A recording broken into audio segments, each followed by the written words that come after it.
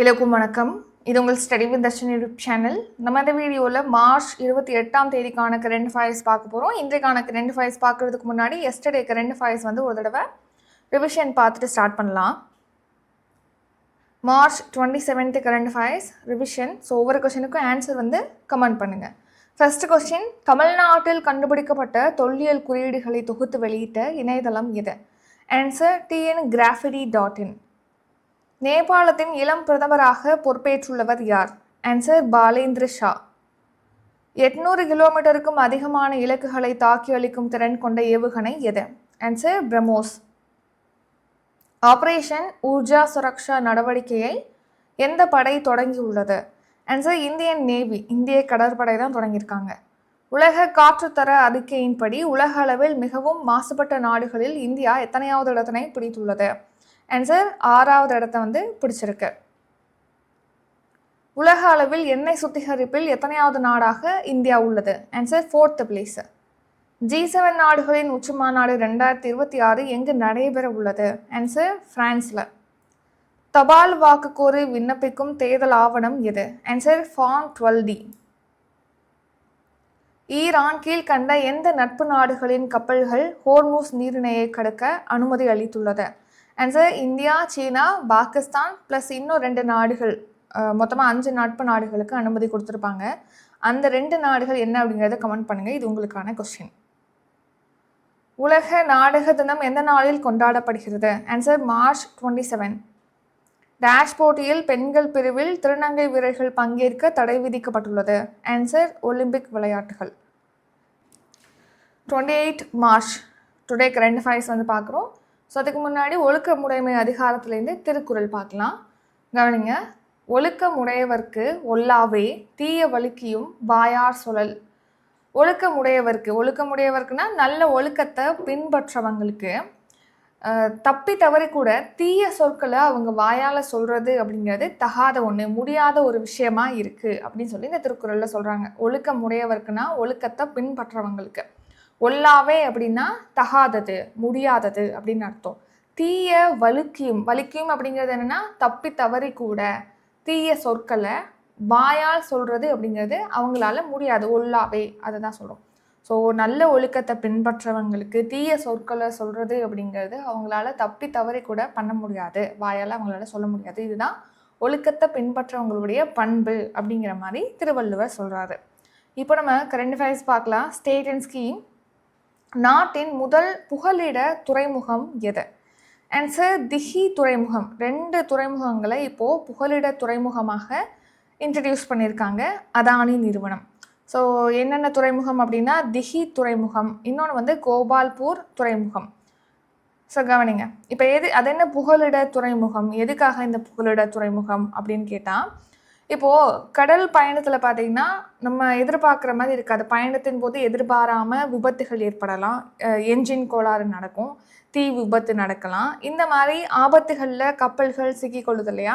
So அந்த கப்பல்கள் முழுமையாக பாதிக்கப்பட்டு கடலில் மூழ்கிறத தடுக்கிறதுக்காக இந்த மாதிரி அந்த கப்பல்கள் அந்த மாதிரி பாதிக்கப்பட்டிருக்குன்னா பாதுகாப்பாக தஞ்சம் அடையிறதுக்கான ஒதுக்கப்படக்கூடிய இடத்தை தான் நம்ம புகலிட துறைமுகம் அப்படின்னு சொல்கிறோம். ஸோ 2 துறைமுகத்தை இப்போ புகலிட துறைமுகமாக அதானி போர்ட்ஸ் நிறுவனமானது செயல்பாட்டுக்கு கொண்டு வந்திருக்காங்க. அதானி போர்ட்ஸ் நிறுவனம். அந்த 2 துறைமுகம் என்னென்ன அப்படின்னா, ஒன்று திஹி துறைமுகம், இன்னொன்று கோபால்பூர் துறைமுகம்.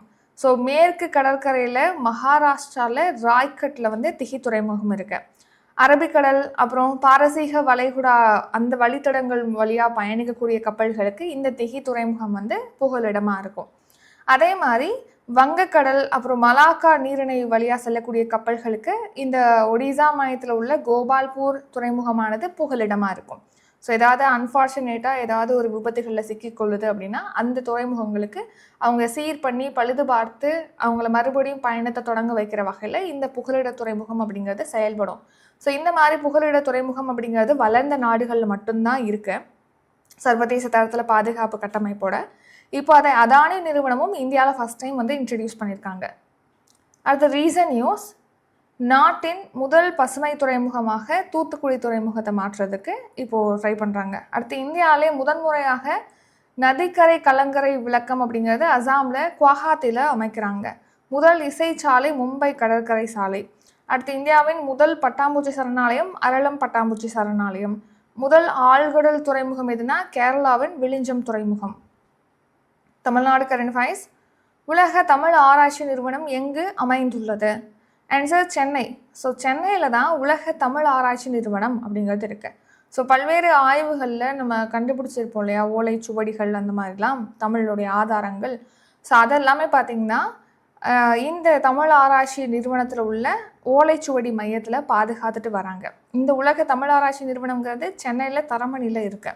இப்போ இதையே பார்க்குறோம் அப்படின்னா அந்த ஓலைச்சுவடி மையம் இருக்கு இல்லையா, ஓலைச்சுவடிகள்லாம் பாதுகாக்கக்கூடிய மையம், அந்த ஓலைச்சுவடியில் உள்ள விஷயத்த எல்லாத்தையும் நூலாக்கமாக செய்கிறதுக்காக தமிழ் சுவடியியல் மற்றும் பதிப்பியல் அப்படிங்கிற 1 இயர்க்கான கோர்ஸை வந்து இன்ட்ரடியூஸ் பண்ணியிருக்காங்க உலக தமிழ் ஆராய்ச்சி நிறுவனத்தில் 2013. ஸோ அது சிறப்பாக செயல்பட்டு வருது. ஸோ இந்த தமிழ் சுவடியியல் பதிப்பியல் படிக்கிறாங்க இல்லையா, அவங்களில் பார்த்திங்கன்னா ஒரு 10 மாணவர்களை தேர்வு செஞ்சு அவங்களுக்கு மந்த்லி 3000 ரூபியும் உதவித்தொகை தமிழக அரசினால் வழங்கப்பட்டு வருது. World and international. அமெரிக்காவின் டாலர் நோட்டுகளில் யாருடைய கையொப்பம் இடம்பெற இருப்பதாக அறிவிக்கப்பட்டுள்ளது?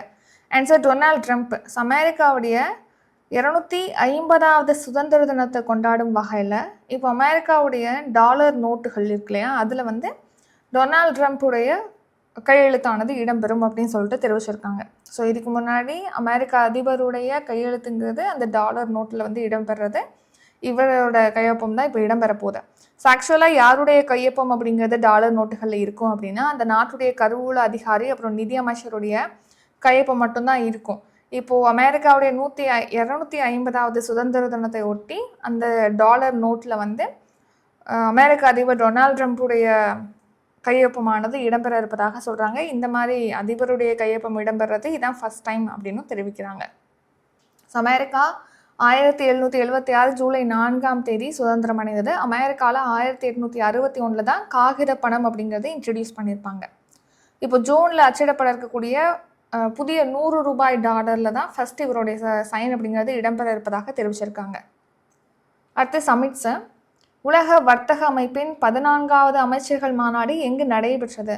ஆன்சர் கேமரூனில் யாவுண்டே அப்படிங்கிற நகரத்தில் தான் இந்த உலக வர்த்தக அமைப்புடைய 14வது அமைச்சர்கள் மாநாடு அப்படிங்கிறது நடந்திருக்கு. வேர்ல்டு ட்ரேட் ஆர்கனைசேஷனுடைய 14வது அமைச்சர்கள் மாநாடு. ஸோ உலக வர்த்தக அமைப்பு, ஸோ இது வந்து 1955 ஜனவரி 1 ஸ்டார்ட் பண்ணியிருப்பாங்க. ஹெட் குவார்ட்டர்ஸ் சுவிட்சர்லாந்தில் ஜெனீவாவில் இருக்குது. 166 மெம்பர் கண்ட்ரிஸ் இருக்கு. ஸோ இப்போ இந்த உலக வர்த்தக அமைப்புடைய 14வது அமைச்சர்கள் மாநாடு கேமரூனில் நடந்திருக்கு, யாவுண்டே நகரத்தில். இதில் இந்தியா சார்பாக மத்திய வர்த்தகத்துறை அமைச்சர் பியூஷ் கோயல் வந்து பங்கேற்றிருக்காரு. Next reason news. இப்போது அடுத்த வருஷம் ஏஐ உச்சி மாநாடு சுவிட்சர்லாந்தில் நடக்க போகுது. இந்த வருஷம் ஏஐ உச்சி மாநாடு இந்தியாவில் ஹோஸ்ட் பண்ணியிருப்போம். G7 மாநாடு ஃப்ரான்ஸில் நடக்க போகுது இந்த வருஷம். பிரிக்ஸ் உச்சி மாநாடு இந்தியாவிலையும், அடுத்த வருஷம் பிரிக்ஸ் உச்சி மாநாடு சீனாலையும் நடத்தப்படும். Defence current affairs. இந்தியாவில் முதல் ஹெலிகாப்டர் மூலம் ட்ரோன்களை விடுவிக்கும் திட்டத்தின் பெயர் என்ன? ஆன்சர் வாயுபான். ஸோ இந்தியாவிலேயே ஃபஸ்ட் டைம் இப்போது ஹெலிகாப்டர்லேருந்து ட்ரோன்களை வந்து ட்ராப் பண்ண போகிறாங்க. ஸோ அந்த ப்ராஜெக்டோட நேம் தான் வாயுபான் அப்படிங்கிறது. இப்போ ஹெலிகாப்டர் இருக்கு இல்லையா, ஹெலிகாப்டரில் சென்டரில் பார்த்தீங்கன்னா இந்த மாதிரி ட்ரோன்னானது ஆளில்லா விமானம். ட்ரோனை வந்து ட்ராப் பண்ணுவாங்க ஸோ டார்கெட்டை நோக்கி. ஸோ டார்கெட்டை ஃபிக்ஸ் பண்ணுறதுக்கு முன்னாடியே இந்த ட்ரோனை வந்து லான்ச் பண்ணுறதன் மூலமாக இப்போது ஹெலிகாப்டர் வந்து தாக்குதல் நடக்கக்கூடிய இடத்த வந்து நல்லா தெளிவாக ஒரு 50 கிலோமீட்டருக்கு முன்னாடியே ஹெலிகாப்டர் இங்கே இருக்குது அப்படின்னா ட்ரோன்கள் வந்து இதுலேருந்து 50 கிலோமீட்டர் வரைக்கும் பயணிக்கக்கூடியது.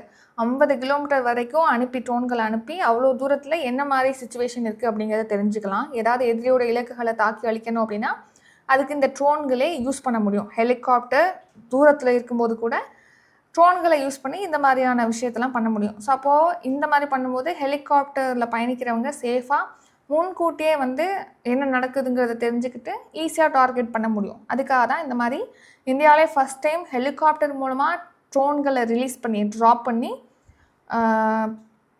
இலக்குகளை தாக்கி அழிக்கிறது, கண்காணிக்கிறது, அந்த மாதிரியான திட்டமானது மேற்கொள்கிறாங்க. அதான் வந்து வாயுபான். இதை செயல்படுத்தக்கூடிய அமைப்பு எதுனா இந்திய விமானப்படையுடைய விண்வெளி வடிவமைப்பு இயக்குநரகம் தான் இதை வந்து செயல்படுத்துகிறாங்க. ஹெலிகாப்டர்லேருந்து செல்லக்கூடிய சிறிய அளவிலான ட்ரோனை வந்து ட்ராப் பண்ணுவாங்க. 50 கிலோமீட்டர் தூரம் வரைக்கும் இந்த ட்ரோன் செல்லக்கூடியது. 30 நிமிடங்கள் இது தொடர்ந்து பயணிக்கக்கூடியது. Defence current affairs. துன்சுகா வான் பாதுகாப்பு ஏவுகணை அமைப்பு கீழ்கண்ட எந்த நாட்டிடமிருந்து வாங்கப்பட உள்ளது? ஆன்சர் ரஷ்யா கிட்டேருந்து இப்போ துன்சுகா அப்படிங்கிற வான் பாதுகாப்பு ஏவுகணை அமைப்பை இந்தியா வாங்குறதுக்கு திட்டமிட்டிருக்காங்க. ஸோ வானத்தில் பார்த்தீங்கன்னா மிசைல்லாம் வந்து எதிரி நாடுகள் வந்து நமக்கு லான்ச் பண்ணுறாங்க அப்படிங்கிற டைமில் இந்த துன்சுகா அப்படிங்கிற வான் பாதுகாப்பு அமைப்பு அதை இடைமறித்து அதை தடுக்கக்கூடிய ஒன்றாக செயல்படும். ரஷ்யாவுடைய ஜேஎஸ்சி ரோசோபோரோன் எக்ஸ்போர்ட் நிறுவனத்துக்கிட்டேருந்து தான் இந்த துன்சுகா வான் பாதுகாப்பு அமைப்பை வாங்குறாங்க. இதே மாதிரி தான் நம்ம S-400 அப்படிங்கிற வான் பாதுகாப்பு சாதனம் வாங்கியிருக்கோம் ரஷ்யாக்கிட்டேருந்து, மறுபடியும் வாங்க போகிறாங்க. 60 இராணுவ போக்குவரத்து விமானம் உட்பட மொத்தமாக 2.38 லட்சம் கோடிக்கு பாதுகாப்பு தளவாடங்களை கொள்முதல் செய்யறதுக்கு இப்போ மத்திய அமைச்சரவை ஒப்புதல் அளிச்சிருக்காங்க. ஸோ சுகோய் 30 விமானம் இருக்கு இல்லையா, அதோட என்ஜினை பராமரிக்கிறது தொடர்பான திட்டங்களுக்கும் ஒப்புதல் கொடுத்துருக்காங்க. ஸோ நம்ம துன்சுகா ஏவுகணை அமைப்பு, S-400, சுகோய் 30 உடைய பராமரிப்பு தொடர்பான திட்டம், இந்த மாதிரி 2.8 லட்சம் கோடி 3.8 லட்சம் கோடி மதிப்புக்கு நம்ம பாதுகாப்பு தளவாடங்களை கொள்முதல் செய்ய மத்திய அமைச்சரவை ஒப்புதல் அளிச்சிருக்காங்க. ஸோ சோவியத் யூனியன் டைம்லேருந்தே இருக்கக்கூடிய AN-32, IL-76 இந்த போக்குவரத்து விமானங்களுக்கு பதிலாக நடுத்தர போக்குவரத்து விமானங்களை வந்து இந்திய விமானப்படையில் சேர்க்கறதுக்கு ஒப்புதல் அளிச்சிருக்காங்க. இந்திய கடற்படைக்காக நீண்ட தூரம் கண்காணிக்கக்கூடிய நீர்மூழ்கி கப்பலை தாக்கி அளிக்கக்கூடிய P-8I ரக விமானங்கள் அதை பராமரிக்கிறது தொடர்பான போயிங் நிறுவனத்தோட ஒப்பந்தம் மேற்கொண்டிருக்காங்க. P-8ஐ பராமரிக்கிறதுக்காக 413 கோடி, மொத்தமாக 2.38 லட்சம் கோடி பாதுகாப்பு தளவாடங்கள் சம்மந்தமாக ஒப்புதலானது வழங்கப்பட்டதுக்கு. அடுத்து ரீசன் நியூஸ். பிருத்திவி 2 இது 500 கிலோ எடை கொண்ட ஆயுதங்களை சுமந்து கொண்டு 350 கிலோமீட்டர் தொலைவு வரைக்கும் செல்லக்கூடியது. அக்னி 1ங்கிறது 1000 கிலோ எடை கொண்ட ஆயுதங்களை 700லேருந்து 900 கிலோமீட்டர் வரைக்கும் கொண்டு செல்ல முடியும். பிரளய் ஏவுகணை மூலமாக 500லேருந்து 1000 கிலோ எடை கொண்ட ஆயுதங்களை கொண்டு செல்ல முடியும். அக்னி 5 வந்து பாலிஸ்டிக் ரக ஏவுகணை. ரீசெண்டாக சந்திப்பூரில் டெஸ்ட் பண்ணியிருக்காங்க. 5000 கிலோமீட்டர் தொலைவில் உள்ள இலக்குகளை இது தாக்கி அளிக்கக்கூடியது. Next national current affairs. 2026-27 நிதியாண்டில் நாட்டின் மொத்த உள்நாட்டு உற்பத்தியில் நிதி பற்றாக்குறை எத்தனை சதவீதமாக இருக்கும் என பட்ஜெட்டில் கணிக்கப்பட்டது? ஆன்சர் 4.3. இந்த நிதியாண்டில் 4.4%. 2026 இப்போ April 1லேருந்து ஸ்டார்ட் ஆகுது இல்லையா 2026-27 நிதியாண்டு, அதில் நிதி பற்றாக்குறை அப்படிங்கிறது 4.3% இருக்கும்னு சொல்லிட்டு பட்ஜெட்டில் சொல்லியிருக்காங்க, கணிச்சிருக்காங்க. ஸோ நிதி பற்றாக்குறை அப்படின்னா என்னது? வருவாய் அப்படிங்கிறது செலவை விட கம்மியாக இருக்குது, செலவு தான் அதிகமாக இருக்குது அப்படிங்கிற டைமில் நமக்கு நிதி பற்றாக்குறை அப்படிங்கிறது ஏற்படும். அப்போது செலவு அதிகமாக இருக்குது, வருவாய் கம்மியாக இருக்குது அப்படின்னா அதுக்கு ஈடு கட்டுறதுக்கு நம்ம என்ன பண்ணுவோம்? கடன் அப்படிங்கிறது வாங்குவோம். ஸோ இந்த வர நிதியாண்டில் 2026-27 நிதியாண்டில் நிதி பற்றாக்குறையை ஈடு கட்டுறதுக்காக நம்ம 17.20 லட்சம் கோடியை கடன் வாங்குறதுக்கு பட்ஜெட்டில் வந்து மென்ஷன் பண்ணியிருக்காங்க, கடன் வாங்குறது தான். அதில் இப்போது ஏப்ரல்லேருந்து செப்டம்பர் வரையிலான காலகட்டத்தில் நீண்ட கால கடன் பத்திரம் மூலமாக 8.20 லட்சம் கோடி கடன் பெறதுக்கு மத்திய அரசு திட்டமிட்டிருக்காங்க. ஸோ அதனால தான் இந்த கொஸ்டின் பார்க்குறோம். National current affairs. பாஜக MP அபராஜிதா சாரங்கி தலைமையிலான நாடாளுமன்ற கூட்டுக்குழு எந்த மசோதாவை ஆய்வு செய்ய அமைக்கப்பட்டது? ஆன்சர் பிரதமர் 30 நாட்கள் சிறையில் இருந்தால் பதவி நீக்கம் செய்யும் மசோதாக்கள். ஸோ மொத்தமாக ஒரு 3 மசோதா. பிரதமர், சீஃப் மினிஸ்டர் இவங்கெல்லாம் ஒரு தீவிர குற்றச்சாட்டின் கீழ் கைதாகி 30 நாட்களுக்கு மேலே வந்து அவங்க சிறையில் அடைக்கப்படுறாங்க அப்படின்னா அவங்களுடைய பதவியிலேருந்து அவங்கள்ட்டேருந்து அவங்க பதவியானது பறிக்கப்படும். ஸோ அதுக்காக ஒரு 3 மசோதாவானது இன்ட்ரடியூஸ் பண்ணியிருப்பாங்க. அந்த 3 மசோதா சம்மந்தமாக ஆய்வு செய்கிறதுக்காக இந்த 3 மசோதாவையும் பிஜேபி MP அபராஜிதா சாரங்கி தலைமையிலான நாடாளுமன்ற கூட்டுக்குழுவுடைய ஆய்வுக்கு அனுப்பி வச்சுருப்பாங்க. இப்போ எதுக்காக இந்த கொஸ்டின் பார்க்குறோம் அப்படின்னா, இப்போ இந்த கூட்டுக்குழு அவங்களுடைய ஆய்வறிக்கையை சமர்ப்பிக்கிறதுக்கு இப்போ கூடுதல் அவகாசம் அப்படின்னு கொடுத்துருக்காங்க. எப்போ வரைக்கும் அப்படின்னா இந்த நிதியாண்டுடைய மழைக்கால கூட்டத்தொடருடைய கடைசி வாரம் வரைக்கும் அவங்களுக்கு இந்த மசோதா சம்மந்தமான அறிக்கையை சமர்ப்பிக்கிறதுக்கு அவகாசம் கொடுத்துருக்காங்க. ஒரு 3 மசோதா. என்னென்ன மசோதா அப்படின்னு பாருங்கள்.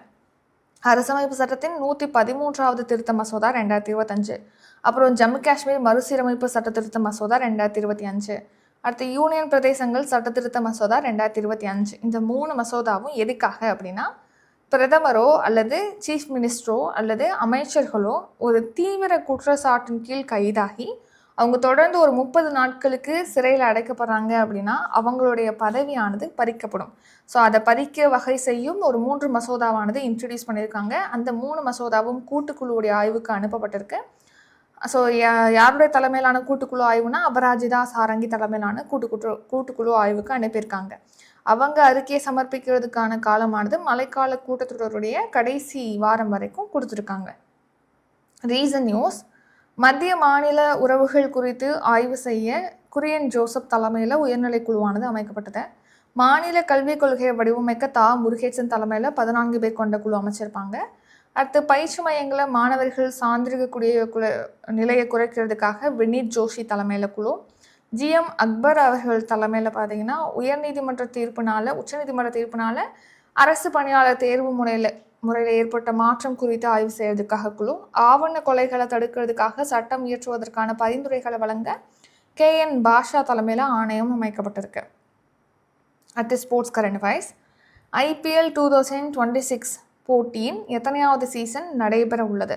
ஆன்சர் 19வது சீசன். இந்த வருஷம் பார்த்தீங்கன்னா 19வது சீசன் IPL போட்டி, இந்தியன் பிரீமியர் லீக் போட்டியுடைய 19வது சீசன் ஆனது நடக்க போகுது. ஸோ போன வருஷம் பார்த்தீங்கன்னா இந்த போட்டியுடைய 18வது சீசனில் ராயல் சேலஞ்சர்ஸ் பெங்களூர் அணி தான் சாம்பியனாக இருப்பாங்க.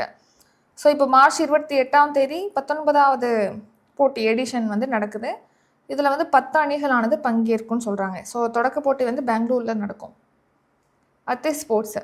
ஹாக்கி இந்தியாவின் சிறந்த வீரர் விருதை வென்றவர் யார்? ஆன்சர் ஹர்திக் சிங். ஹர்திக் சிங் தான் இப்போ ஹாக்கி இந்தியாவுடைய சிறந்த வீரர் விருதை வின் பண்ணியிருக்காரு. ஸோ மிட்ஃபீல்டர் ஹர்திக் சிங்க்கு சிறந்த வீரருக்கான ஹாக்கி இந்தியாவுடைய விருது வழங்கப்பட்டிருக்கு.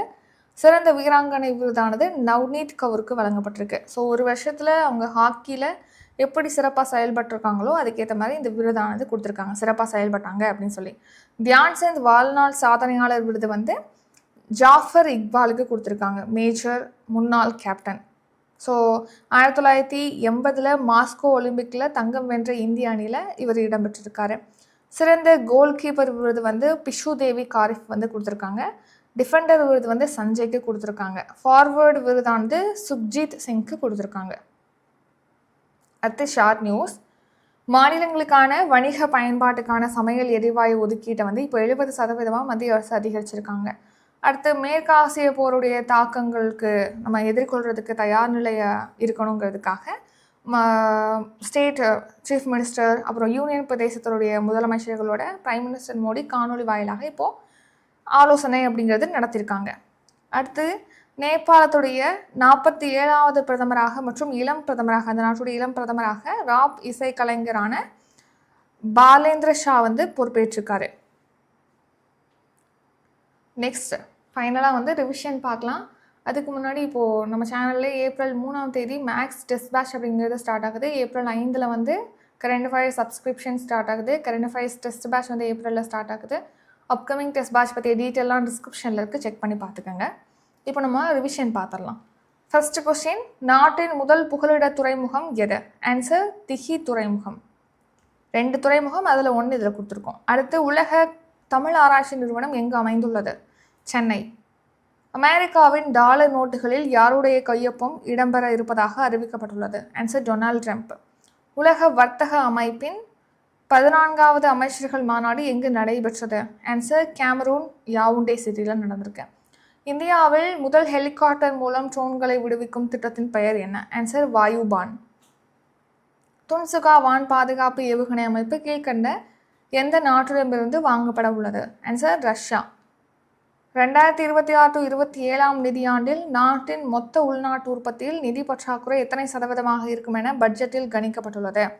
4.3%. பிஜேபி MP அபராஜிதா சாரங்கி தலைமையிலான நாடாளுமன்ற கூட்டுக்குழு எந்த விஷயத்தை ஆய்வு செய்ய அமைக்கப்பட்டது? பிரதமர் 30 நாட்கள் சிறையில் இருந்தால் பதவி நீக்கம் செய்யும் மசோதாக்கள். IPL 2026 போட்டியின் எத்தனையாவது சீசன் நடைபெற உள்ளது? 19வது சீசன். ஹாக்கி இந்தியாவின் சிறந்த வீரர் விருதை வென்றவர் யார்? ஆன்சர் ஹர்திக் சிங். இத்துடன் இன்றைக்கான கரண்ட் அஃபேர்ஸ் வீடியோ நிறைவடைகிறது. இந்த வீடியோ உங்களுக்கு பிடிச்சிருந்தா லைக் பண்ணுங்கள், ஷேர் பண்ணுங்கள். நம்ம சேனலை நீங்கள் இன்னும் சப்ஸ்கிரைப் பண்ணலன்னா மறக்காமல் சப்ஸ்கிரைப் பண்ணிக்கோங்க. நன்றி, வணக்கம்.